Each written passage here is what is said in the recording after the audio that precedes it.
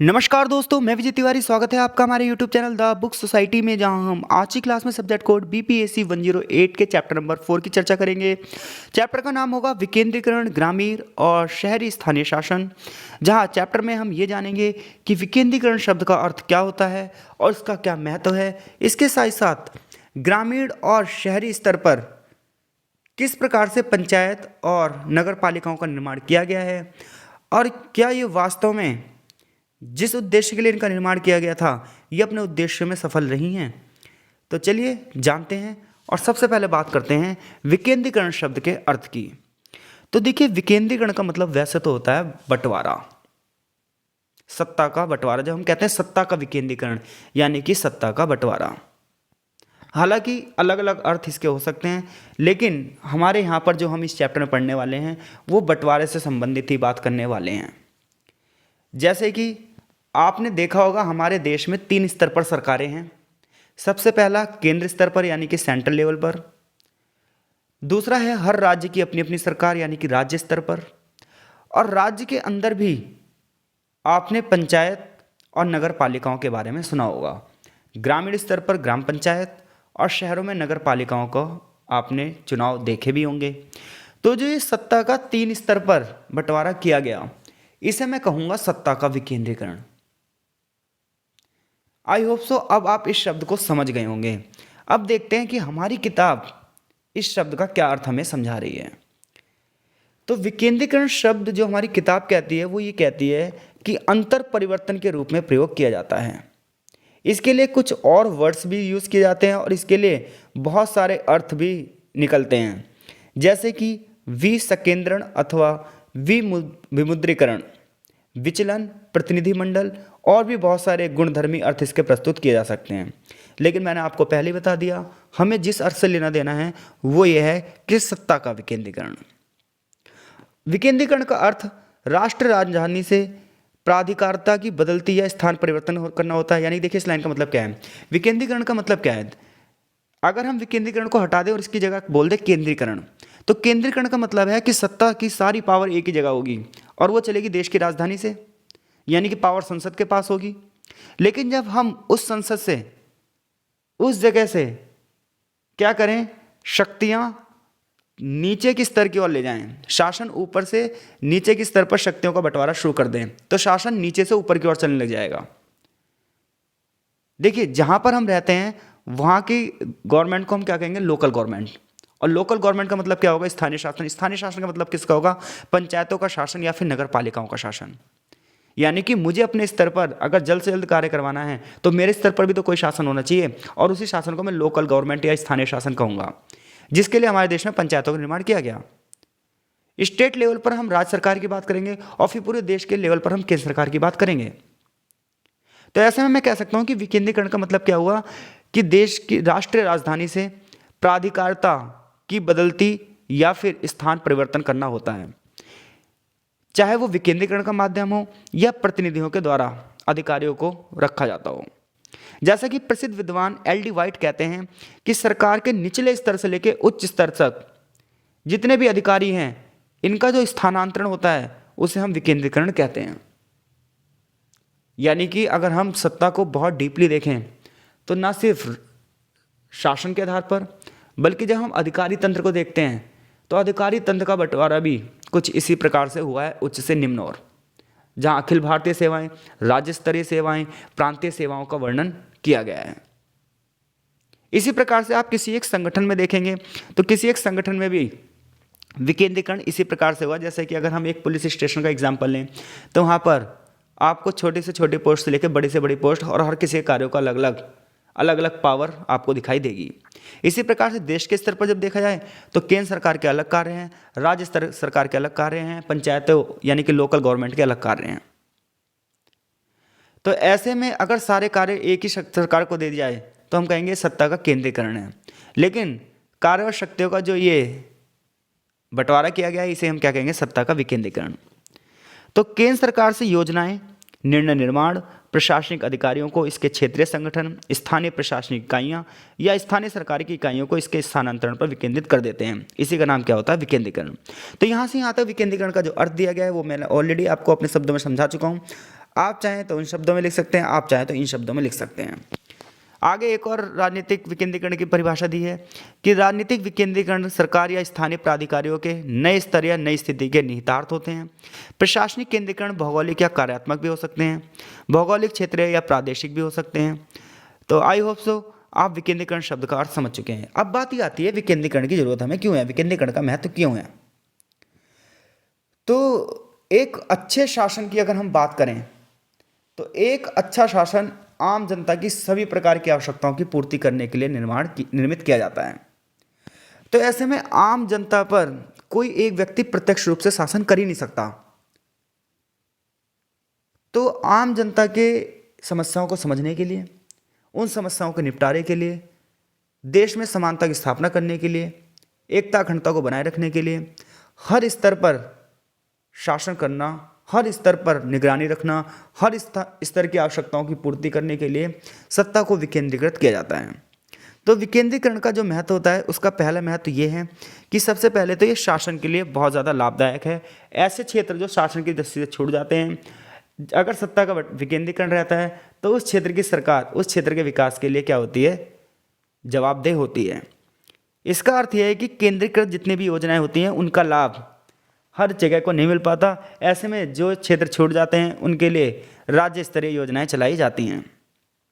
इसके माध्यम से लाल फीताशाही के अत्यधिक खर्चों और उच्च प्रक्रिया पर किए जाने वाले खर्चों को कम किया जा सकता है या उन पर पाबंदी लगाई जा सकती है। दूसरा, इस विकेंद्रीकरण का क्या महत्व है। शासन विकेंद्रीकरण की अनेक सुरक्षाएं उपलब्ध करा सकता है। ये कार्यक्रमों को समुचित रूप से निष्पादित करने में समर्थ होता है। यानी कि सरकार कोई योजना चला रही है जो कि हर वर्ग तक पहुंचनी चाहिए, लेकिन उस हर वर्ग तक उस योजना का लाभ पहुंचाएगा कौन, क्योंकि राजा या फिर प्रधानमंत्री खुद तो नहीं जाएगा, क्योंकि अगर वो यही काम करेगा तो विदेश नीति कौन चलाएगा। तो शासन जो विकेंद्रीकरण के लिए योजनाएं बनाएगा उन योजनाओं को जनता तक ले जाएगा कौन, जो वहाँ का स्थानीय शासन होगा। इसीलिए भी हमें सत्ता का विकेंद्रीकरण करना जरूरी होता है। इसका फायदा क्या होगा, इससे फायदा ये होगा जो कि सरकारी कार्यक्रम जो लाभ पहुँचेंगे ये जनता को सहयोग मिलेगा।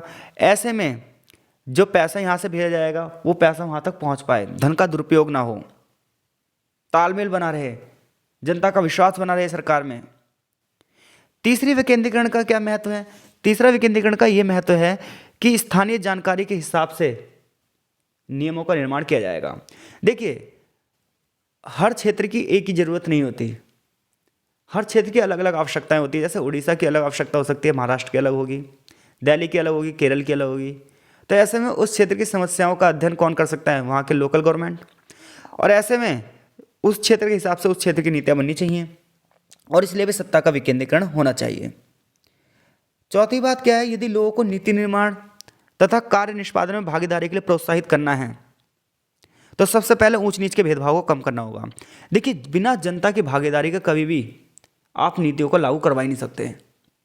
इसलिए जनता का जागरूक होना बहुत ज़्यादा जरूरी है। और जनता कब जागरूक होगी, जब उसे आप राजनीति में पार्टिसिपेशन का मौका दोगे, राजनीति में भागीदारी की बात करोगे। इसलिए 1992 के बाद जो पंचायती राज व्यवस्था आई उसने कहीं ना कहीं जमीनी स्तर पर लोगों का राजनीति में इंटरेस्ट पैदा किया है। जहाँ जमीनी स्तर की जो समस्याएं हैं वो आज संसद में मुद्दा बन रही हैं। तो नीति निर्माण और नीतियों को लागू करवाने के लिए स्थानीय जनता की भागीदारी बहुत ज़्यादा जरूरी है। स्थानीय जनता की भागीदारी जब हो सकती है जब स्थानीय जनता भी शासन में अपनी भूमिका अदा करे। पांचवा जो विशेषता बताई गई, सब आप पॉइंट्स में लिखेंगे भाई। पांचवी विशेषता ये बताई गई है कि प्रशासन के विकेंद्रीकरण का अर्थ ये होता है कि जितनी भी विकासात्मक योजना है इसमें जनता की भागीदारी मिले और विशेष सहयोग मिले।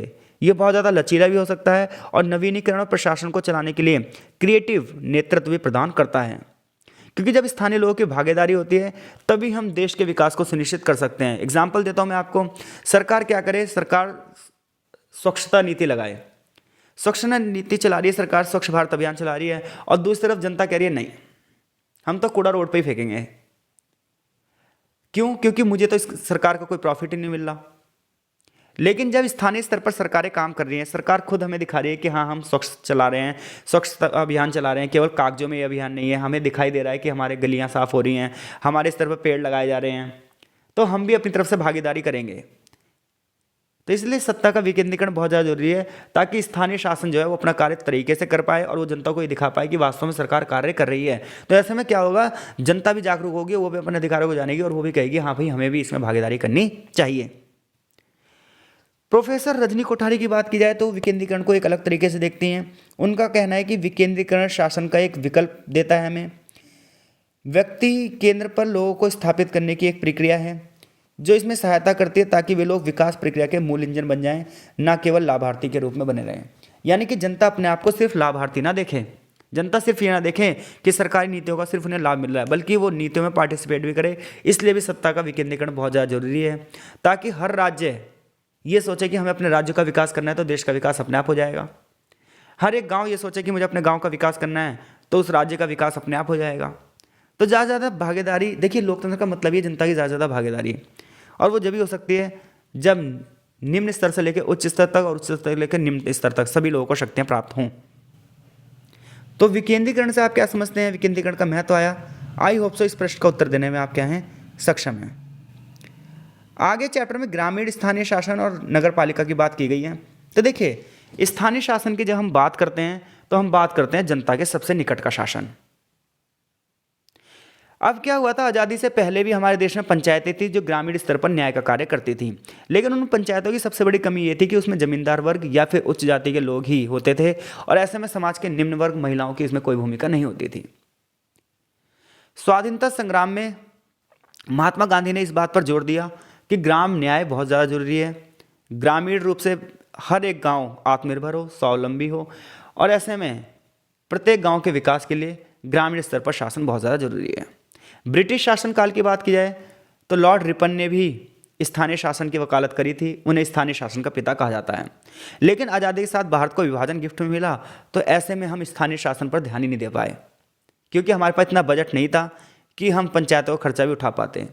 लेकिन समय समय पर विभिन्न कमेटियों का निर्माण हुआ, जैसे बलवंत राय मेहता कमेटी, अशोक मेहता कमेटी, थुंगन समिति, ऐसी विभिन्न कमेटियों का निर्माण हुआ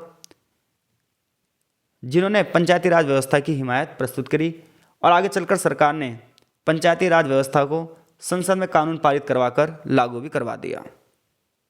लेकिन ये सब चीज़ें इतनी आसान नहीं रही। इससे पहले सरकार ने सामुदायिक विकास कार्यक्रम, सामुदायिक गांव विकास कार्यक्रम बनाए, और कुछ स्टेट्स ने अपने स्तर पर पंचायतों की स्थापना भी की। तो यहाँ पर हम ग्रामीण स्थानीय शासन का अधिकार पढ़ेंगे, जो कि अभी मैंने एक छोटी सी स्पीच के माध्यम से बताया। तो जब देश का संविधान लागू हुआ 26 जनवरी 1950 को, तो देश के संविधान के आर्टिकल 40 में ये बात की गई कि सरकार जो है वो पंचायतों की स्थापना के लिए प्रयास करेगी, लेकिन पंचायतों को संवैधानिक दर्जा उस समय नहीं दिया गया। तो आज़ादी के बाद अगर हम बात करें तो विभिन्न राज्य सरकारों ने अपने अपने स्तर पर कुछ कानून बनाए, जैसे उत्तर प्रदेश की सरकार ने, बिहार, मद्रास, पंजाब, पश्चिम बंगाल, मुंबई, अनेक राज्यों ने अपने स्तर पर पंचायतों के लिए नए नए कानून पारित किए। भारत के संविधान के आर्टिकल 40 में भी इस संबंध में कुछ कानून ये बात की गई है कि सरकार जो है वो पंचायतों के विकास के लिए कार्य करेगी। 1957 से पहले भारत में स्थानीय सरकार का ढांचा बहुत ही अस्त व्यस्त होगा, क्योंकि राज्य की सीमाओं का निर्धारण नहीं होगा, राज्यों और केंद्र शासित प्रदेशों को दर्जा नहीं दिया जाएगा, प्रांतीय व्यवस्था बनी रहेगी। तो जब 1952 में राज्य पुनर्गठन होगा, राज्य फिर आगे चलकर राज्यों का परिसीमन होगा, तो उसके बाद सामुदायिक विकास परियोजनाएं चलाई जाएंगी, जिसके लिए बलवंत मेहता कमेटी की स्थापना होगी। ये कमेटी अपनी रिपोर्ट देगी और इस रिपोर्ट में ये कहेगी कि 3 स्तर पर पंचायतों का निर्माण होना चाहिए, लेकिन उस समय इस पर ज़्यादा ध्यान नहीं दिया जाएगा क्योंकि हमारे पास बजट नहीं होगा। आगे चलकर राजस्थान और आंध्र प्रदेश में पंचायती राज व्यवस्था की शुरुआत हो जाएगी। फिर आगे चलकर अशोक मेहता कमेटी आएगी, ये भी यही सिफारिश करेगी कि पंचायती राज व्यवस्था होनी चाहिए, लेकिन इसे भी हम संसद से नियम नहीं बनवा पाएंगे। आगे चलकर पंचायती राज व्यवस्थाओं के लिए 1992 में कानून बनेगा, जहां पर यह बताया गया पंचायतों का संवैधानिक स्तर। तो एमएल सिंघवी की अध्यक्षता में एक कमेटी होगी जिसकी रिपोर्ट 1986 में आएगी। वो ये कहेगी कि स्थानीय शासन को संविधान में शामिल करना चाहिए और संविधान में इसके लिए शक्तियों का बंटवारा भी करना चाहिए कि पंचायतें कौन कौन से कार्य करेंगी, पंचायतों को चुनाव होना चाहिए। तो ऐसे में सरकार 1989 में बिल लेकर आती है और सरकार होती है उस समय राजीव गांधी की, लेकिन ये बिल पास नहीं हो पाता, लोकसभा से पास हो जाता है लेकिन राज्यसभा से पास नहीं होता। तो आगे चलकर 1991 में जब वीपी सिंह की सरकार आती है तो 1991 अमेंडमेंट एक्ट के माध्यम से इस बिल को राज्यसभा में पेश किया जाता है और बिल राज्यसभा से पास हो जाता है। तो तो 1992 में संसद के जब दोनों सदन यानी कि लोकसभा और राज्यसभा इस बिल को पास कर देते हैं, राष्ट्रपति 1993 में इस पर साइन कर देते हैं, तो देश में के संविधान में एक नया अध्याय जुड़ जाता है और संविधान के भाग 9 में पंचायती राज व्यवस्था का वर्णन किया जाता है और संविधान में 2 अनुसूचियाँ जोड़ी जाती हैं, एक 11वीं और एक 12वीं। और इस अमेंडमेंट का नाम था 73rd अमेंडमेंट और 74th अमेंडमेंट। 73rd अमेंडमेंट की बात की जाए तो इसका संबंध पंचायतों से था और 74th अमेंडमेंट की बात की जाए तो इसका संबंध था नगर पालिकाओं से। 11वीं अनुसूची, देखिए जब संविधान बना था तो उसमें 8 अनुसूचियाँ थी, 8 शेड्यूल थी और आगे चलकर 4 नई अनुसूचियाँ आज़ादी के बाद जुड़ी हैं, जैसे कि 1951 में 9वीं अनुसूची, ऐसी दल बदल के लिए 10वीं अनुसूची, 11वीं अनुसूची जिसमें पंचायतों की व्यवस्था की गई और 12वीं अनुसूची जिसमें नगर पालिकाओं की बात की गई। तो 73rd अमेंडमेंट के माध्यम से 11वीं अनुसूची जोड़ी गई जो कि पंचायतों के लिए थी और 74th अमेंडमेंट के माध्यम से यानी कि 74वें संशोधन के माध्यम से 12वीं अनुसूची जोड़ी गई जिसमें नगर पालिका की शक्तियों का वर्णन किया गया था। तो आगे चैप्टर में ये बताया गया कि 73वें संशोधन यानी कि 73rd अमेंडमेंट के माध्यम से पंचायती राज की क्या विशेषताएं हैं, या फिर क्वेश्चन ऐसे आ सकता है 73वें संशोधन की विशेषताएं बताइए। तो सबसे पहले तो आप ऐतिहासिक परिप्रेक्ष्य लिखेंगे जिसमें आप बताएंगे कि ग्रामीण स्थानीय शासन का अर्थ क्या है और फिर आज़ादी के बाद इसके लिए क्या प्रयास किया गया। फिर पंचायतों को संवैधानिक स्तर में आप बताओगे कि किस प्रकार से राजीव गांधी की सरकार 1989 में बिल लेकर आएगी लेकिन वो पास नहीं होगा, लेकिन 1991 की सरकार राज्यसभा में इस बिल को पास करवा लेगी और फाइनली 1993 में पंचायतों को संवैधानिक दर्जा मिल जाएगा। अब देखिए जब पंचायतों को संवैधानिक दर्जा मिला तो सबसे बड़ी बात क्या हुई, सबसे बड़ी बात हुई कि पंचायतों का जो गठन किया गया 3 स्तर पर, यानी कि पहली हेडिंग आपकी बनेगी आंसर में त्रिस्तरीय शासन प्रणाली।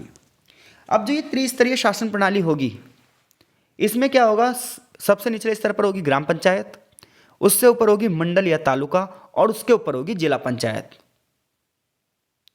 तो पंचायतों को कितने भागों में बांट दिया गया, 3 भागों में, एक ग्राम पंचायत, एक मंडल तालुका और एक जिला पंचायत, जिसका संविधान के भाग 9 में वर्णन भी किया गया है। तो ग्राम पंचायतें माध्यमिक पंचायतें जहां 20 लाख से अधिक जनसंख्या की हो और जिला पंचायतें जो पूरे डिस्ट्रिक्ट की हो। ग्राम स्तर पर ग्राम सभा का गठन किया गया है जिसमें गांव की सीधी भागीदारी होगी, जन जन देश के लोकतंत्र में अपनी पार्टिसिपेशन देगा। दूसरी बात क्या की, यानी कि पहली बात तो ये की गई कि पंचायत कितने स्तर पर होगी, 3 स्तर पर होगी, ग्राम सभा यानी ग्राम पंचायत, जिला पंचायत और बीच में मंडल तालुका या प्रखंड। दूसरी विशेषता ये थी कि 5 साल पर चुनाव करवाए जाएंगे। तो पहला आप हेडिंग क्या बनाएंगे, त्रिस्तरीय व्यवस्था। दूसरी क्या बताएंगे, आम चुनाव, यानी कि पहले तो पंचायतों में ऊंची ऊंची जाति के लोग होते थे, जमींदार होते थे, लेकिन अब नहीं, अब पंचायतों के चुनाव 5 साल के लिए होंगे। अगर समय से पहले पंचायतें भंग हो गई तो 6 महीने के अंदर दोबारा चुनाव करवाया जाएगा। तीसरी सबसे बड़ी विशेषता थी SC ST और महिलाओं के लिए आरक्षण, ये आप हेडिंग बनाएंगे। संविधान के 73वें संशोधन के अंतर्गत SC ST जनजातियों को उनकी जनसंख्या के रेशो के हिसाब से आरक्षण मिलेगा और महिलाओं के लिए 1/3 सीटें आरक्षित की जाएंगी। चौथी बात, पंचायतों को शक्तियां कहां से मिलेगी, पंचायत को पैसा कहां से मिलेगा। तो 73वें संशोधन के माध्यम से जो राज्य सूची के विषय थे, जो राज्य सरकार के विषय थे, उनमें से कुछ विषय किसको दे दिए गए, पंचायतों को, कि पंचायतें अब ये कार्य करेंगी। उन सभी विषयों का वर्णन 11वीं अनुसूची में किया गया है। और इसके साथ साथ पैसों की बात की जाए तो वित्त आयोग का निर्माण किया गया, राज्य वित्त आयोग। जिस प्रकार से सरकार, केंद्र सरकार राज्य सरकारों को फंड देती है, उसके लिए केंद्रीय वित्त आयोग का निर्माण किया जाता है। ऐसे ना पंचायतों के लिए राज्य वित्त आयोग का निर्माण किया गया कि इनको फंड राज्य वित्त आयोग द्वारा मुहैया करवाया जाएगा। इसके अलावा जो इन्हें शक्तियां दी गई, यहाँ से एक कर की वसूली करेंगी।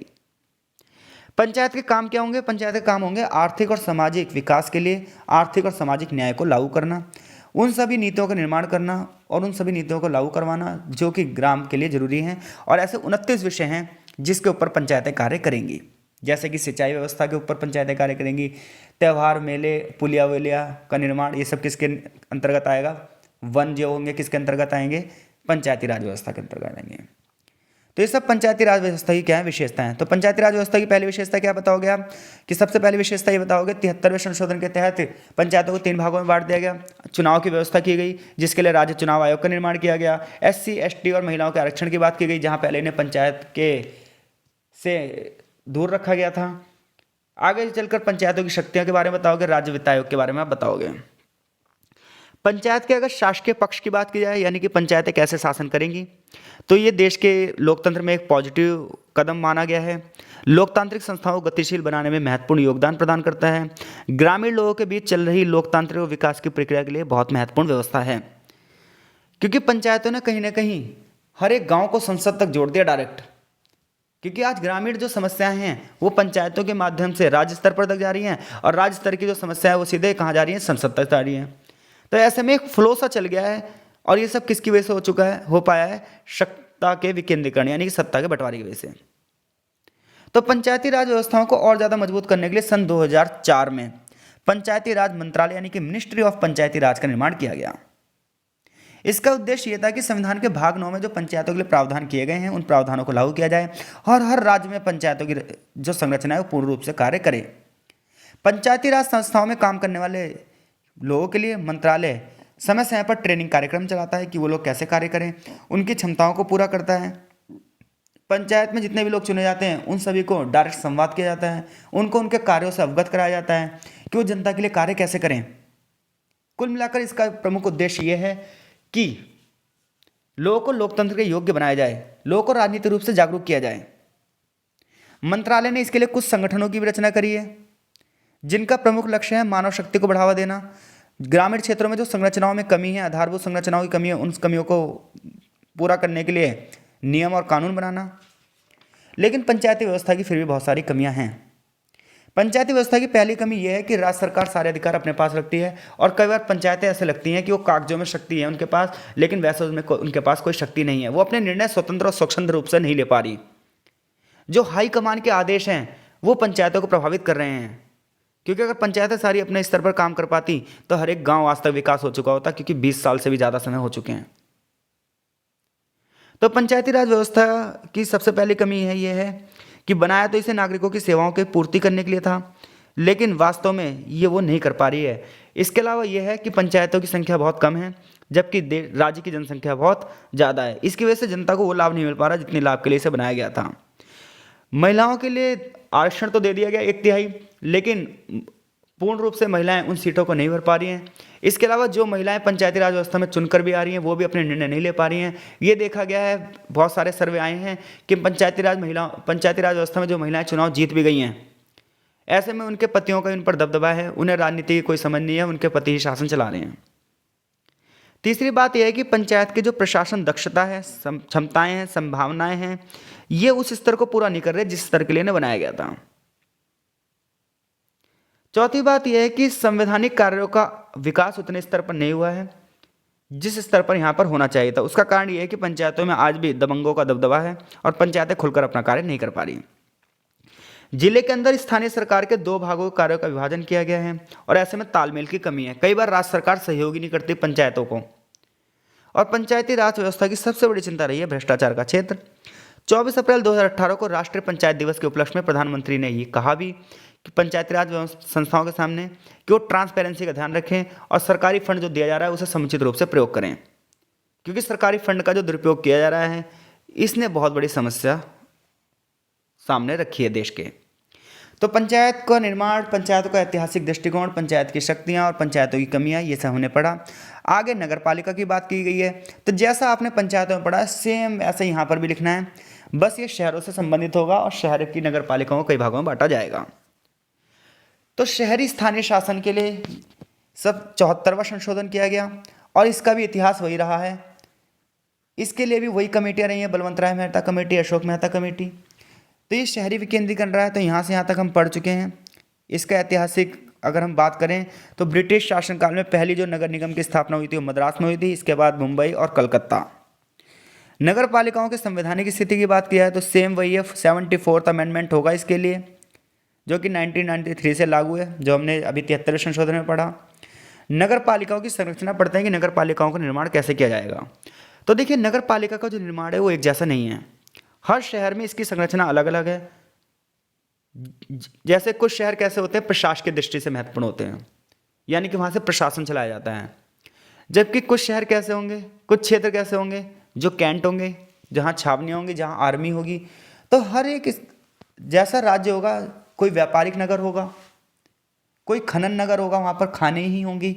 तो जैसा नगर होगा उस हिसाब से स्थानीय शासन का निर्माण वहाँ पर किया गया है, उस प्रकार की नगर पालिकाओं का वहाँ पर निर्माण किया गया है। तो ये कहा गया कि सबसे पहली बात तो शहरी बस्तियाँ क्या होंगी। तो सबसे पहले इन्होंने कहा कि जिस क्षेत्र की जनसंख्या मिनिमम 10,000 होगी वहीं पर नगर पालिकाओं की स्थापना की जाएगी, इससे कम जनसंख्या पर नगर पालिका की स्थापना नहीं की जाएगी, वहाँ पर ग्राम पंचायती शासन चलाएगी। अब जब नगर पालिका की जनसंख्या 3 लाख के लगभग हो जाती है तो यहाँ पर हम उस क्षेत्र को कह देते हैं यहाँ आपका शासन चलाएगा नगर निगम। तो 10,000 तक की जनसंख्या कौन चलाएगा? 10,000 की जनसंख्या चलाएगी नगर पालिका, और नगर निगम 3 लाख के अधिक ज़्यादा जनसंख्या हो जाएगी तो उस क्षेत्र का शासन कौन चलाएगा? नगर निगम। तो नगर पालिका और नगर निगम में अंतर है। तो एक होगा नगर पंचायत, एक होगा नगर पालिका और एक होगा नगर निगम। तो छोटे स्तरों के लिए नगर पंचायत, और 10,000 से ज़्यादा जनसंख्या है तो नगर पालिका, और 3 लाख से ज़्यादा जनसंख्या है तो कौन सी? नगर निगम। इसके अलावा बहुत सारी वार्ड कमेटियाँ बनाई जाएंगी जो कि अपने अपने वार्ड के लिए कार्य करेंगी।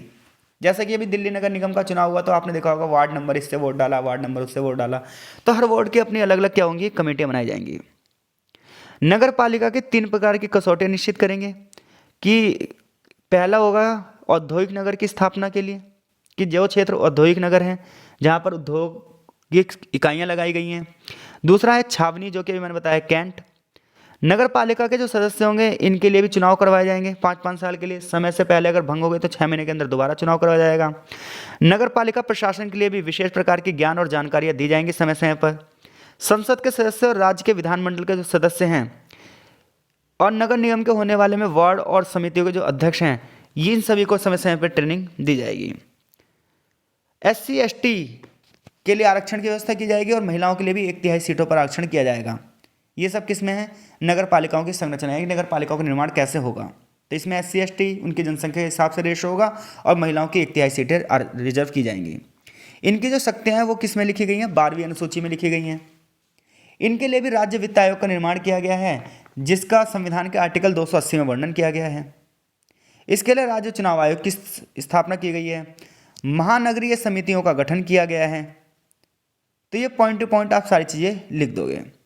नगर पालिका के शासन कार्य में क्या चुनौतियां हैं, ये सब हम जो पंचायतों में बात कर रखी है ना भाई, ये यहाँ पर यही है। तो आप एक बार हेडिंग देख लेना, इसमें मैंने हाईलाइट कर रखा है, ये काम यहाँ से आपका निपट जाएगा।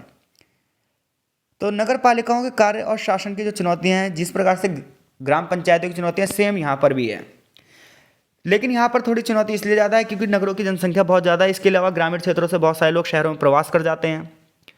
शहरीकरण के बड़े बड़े मुद्दे जैसे पर्यावरण प्रदूषण, मलिन बस्तियाँ यानी गंदी बस्तियाँ, गरीबी, अपराधीकरण, नशीली दवाओं का सेवन, प्राकृतिक पर्यावरण का संकट में होना, ये सारी समस्याएं नगर पालिकाओं की बहुत ज़्यादा बढ़ जाती है कि इतनी शहरों की लगातार बढ़ती हुई जनसंख्या में ऐसी गंदी बस्तियों में किस प्रकार साफ सफाई और उचित व्यवस्था को मुहैया करवाया जाए, और वो भी जब जनता में जागरूकता की कमी हो।